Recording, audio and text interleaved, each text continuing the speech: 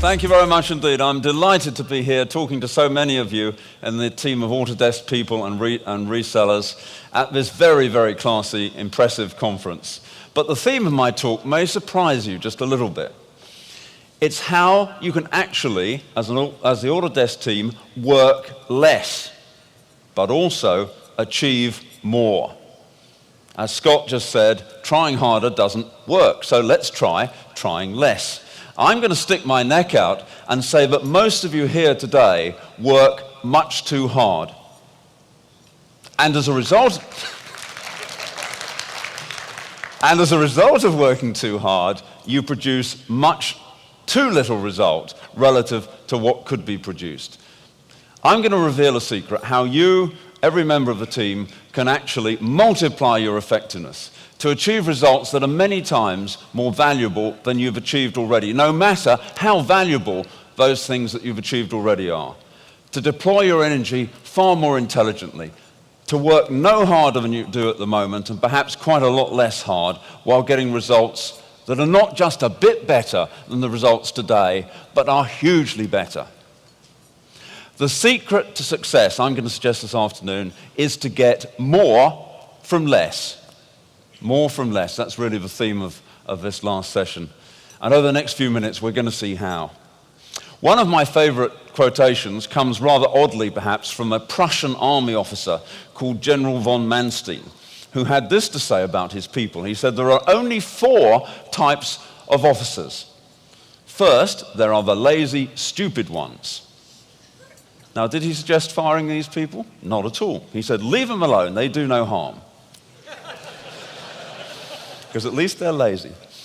Second, there are the hard-working, intelligent ones. Now, they're good, obviously. They make excellent staff officers, ensuring that every aspect of a plan is very carefully considered. And third, there are the hard-working, stupid ones. Now, these people, he said, he really got into these people are a menace. They must be fired at once. They create irrelevant work for everybody. And finally, there are the intelligent, lazy ones. Now, these people are suited for the highest office.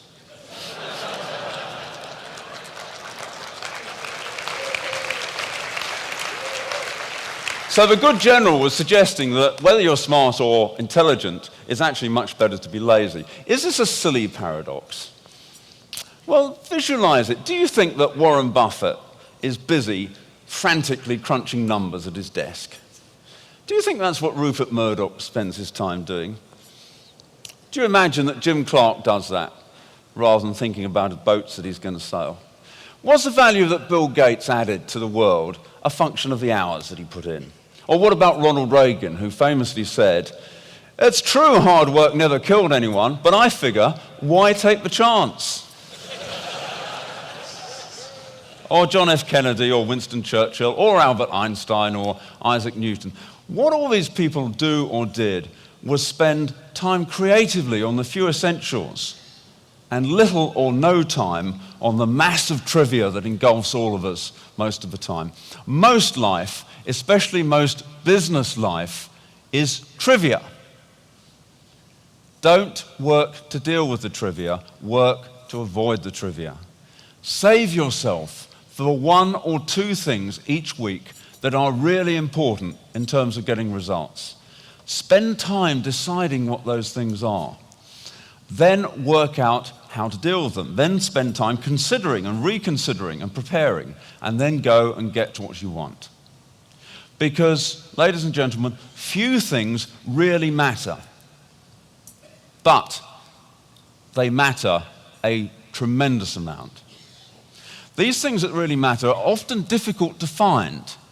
But once you find the few things that really matter, they give you tremendous power. The power that gives you more from less. The power of the 80-20 principle.